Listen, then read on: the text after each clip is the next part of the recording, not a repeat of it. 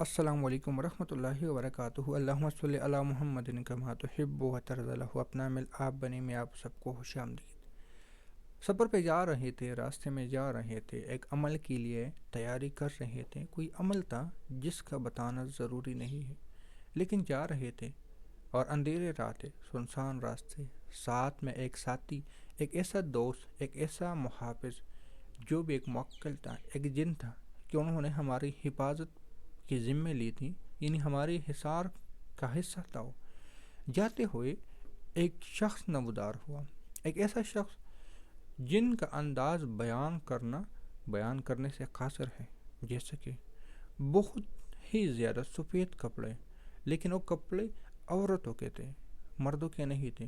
باریک جسم کا اکثر حصہ ان کا صاف نظر آ رہا تھا، لیکن ایک سوچ تھا کہ اس اندھیری رات میں اتنے ماڈرن کپڑے، اتنے حساس کپڑے کوئی کیسے پہن سکتے ہیں۔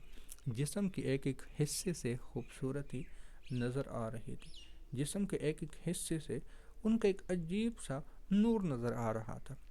اب بذات خود بظاہر یہ چیز انسان کو ورگلانے والی ہوتی ہے کہ اس کی طرف دل دے بیٹھے۔ سنسان راستے، اندھیرے راستے، قبرستان کا راستہ، ایک خوبصورت لڑکی اتنی ویرانے میں آخر کیا کر رہی ہو؟ کون ہو تم؟ میں بس اپنے والدین کے مزار پہ آئی تھی۔ کیا مطلب؟ دن کو آنا چاہیے تھا، کسی کو ساتھ لانا چاہیے تھا۔ بس نہیں، میرا کام ہے دن کو سونا، رات کو جاگنا اور اپنے والدین کے مزار پہ آنا، قبر پہ آنا۔ موجودہ ساتھی کہہ رہا تھا یہ کوئی اور چیز ہے۔ بذات خود ہمیں پہچان نہیں تھی، کیونکہ روپ ایسا ڈالا ہوا تھا۔ اچھا، اب کدھر جا رہی ہو؟ جہاں میں جانا چاہوں۔ کیا مطلب؟ جہاں میں جانا چاہوں یعنی میرا کوئی جگہ نہیں؟ ہاں، میرا کوئی ٹھکانہ نہیں۔ ساتھی سے کہنے لگا، حصار سے کہنے لگا، کون ہو سکتا ہے؟ کہتا ہے لگتا تو چڑیل ہے۔ روپ اس لیے بدلا ہے کہ خود کو متوجہ کر لے، خود کو مائل کر لے کہ ہم اس کا حصار کیسے توڑ لیں، ہم اس کو کیسے قابض کر لیں۔ اچھا، چاہتی کیا ہو؟ ویسے بات چیت کرنی ہے۔ کیا مطلب؟ قبرستان کی چڑیل ہو؟ ہاں، اب آئی سمجھ۔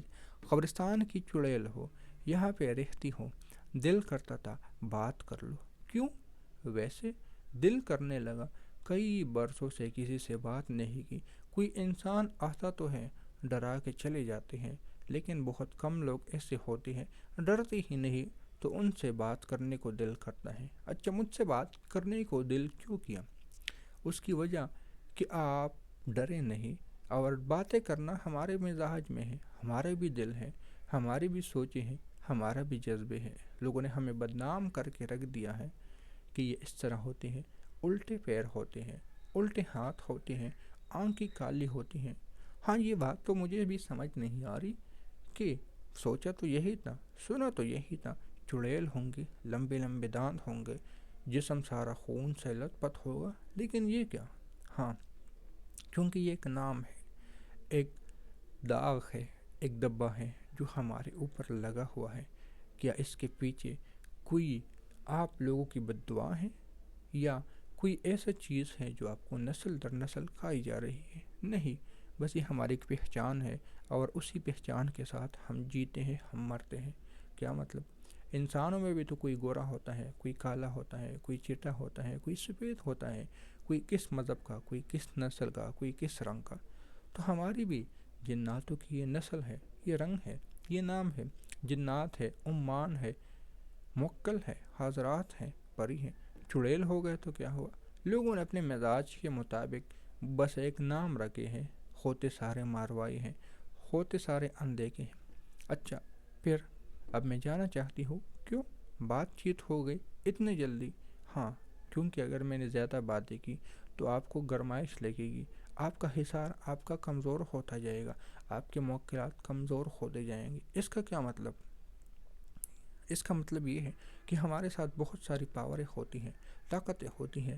ابھی آپ اس مقام پہ نہیں ہو، آپ تو خود جا رہے ہو پڑھائی کے لیے، آپ کو دیر ہو رہی ہے۔ اچھا، آپ سے ملاقات ہو سکتی ہے؟ ہاں، کیوں نہیں؟ کیسے؟ بس اسی ٹائم، یہ ٹائم ہے، اس ٹائم آیا کرو، میرے لیے یہ پلا چیز لاؤ، پلا چیز لاؤ۔ اور مجھے بلاؤ اے قبرستان کی چڑیل، اے فلاں چیز، اے فلاں چیز، یا کوئی نام منتخب کر لو، میں اسی نام سے آ جاؤں گا۔ ویسے چڑیل لفظ اچھا نہیں ہے، کوئی اور نام کا انتخاب کر لیں۔ ہاں، یہ آپ کی مرضی ہے، کوئی بھی نام آپ رکھ سکتے ہو، کوئی بھی نام جو آپ کو پسند ہو وہ رکھ لے، آ جائے، بغیر پڑھائی کے، بغیر محنت کے۔ اچھا، بغیر پڑھائی سے یاد آیا، بغیر پڑھائی کی ہی کیوں؟ اس کے پیچھے وجہ کیا ہے؟ ہم تو محنت کرنے ابھی بھی جا رہے ہیں، میں چلہ کرنے جا رہا ہوں، میں پڑھائی کرنے جا رہا ہوں، آپ کہہ رہے ہو بغیر پڑھائی کے۔ اچھا، اس کے پیچھے وجہ یہ ہے کہ انسان جب چلہ کرتا ہے، کوئی پڑھائی کرتا ہے، ایک چلے میں کامیاب ہو جاتے ہیں، اس کے اوپر باطنی آنکھ کے نظارے کھل جاتے ہیں، تو باقی نظام ان کے سامنے خود بخود معمور ہو جاتا ہے۔ راستے میں انجان شخص کو اگر آپ سلام کرو گے، مصافحہ کرو گے، اگلے دن بھی وہی بندہ نظر آئے گا، اگلے دن بھی آئے گا، تو کیا آپ ان کے ساتھ دوستی نہیں کرو گے؟ ہاں، یہ بات تو صحیح ہے، یہ لوجک تو صحیح ہے۔ اسی طرح آپ نے چلے کیے ہیں، آپ نے بات چیت کی ہیں، تو میں آپ کے سامنے آ سکتا ہوں، میں کیا، ہماری اور بہت سارے لوگ آ سکتے ہیں، بغیر محنت کے، بغیر پڑھائی کے، بغیر کوئی بات چیت کے آپ سے بات کر سکتا ہے، بغیر کوئی جھجک کے اپنے مسائل آپ کے سامنے رکھ سکتے ہیں۔ اچھا، آپ لوگوں کے مسائل میرے سامنے، ہاں، ہماری بھی مسائل ہوتے ہیں، ہم بھی پریشانیوں کا شکار ہوتے ہیں۔ ہم انسان کو جب ڈراتے ہیں تو ان سے خود ڈر کے اپنے وجود کو ظاہر کرتے ہیں، ہمیں ان سے بہت تکلیف ہوتی ہے، ہماری بھی پریشانیاں ہوتی ہے، ہمارے بھی معاملات ہوتی ہیں۔ ہم ان میں کیا مدد کر سکتے ہیں؟ بہت سارے مدد کر سکتے ہیں۔ آپ اللہ سے ہمارے لیے دعا کر سکتے ہیں، آپ ہمارے لیے کوئی عمل دے سکتے ہیں، ہم آپ کے عمل کے محتاج ہیں، آپ ہمارے اعمال کے محتاج ہو تو ہم آپ کے عمل کے محتاج ہیں۔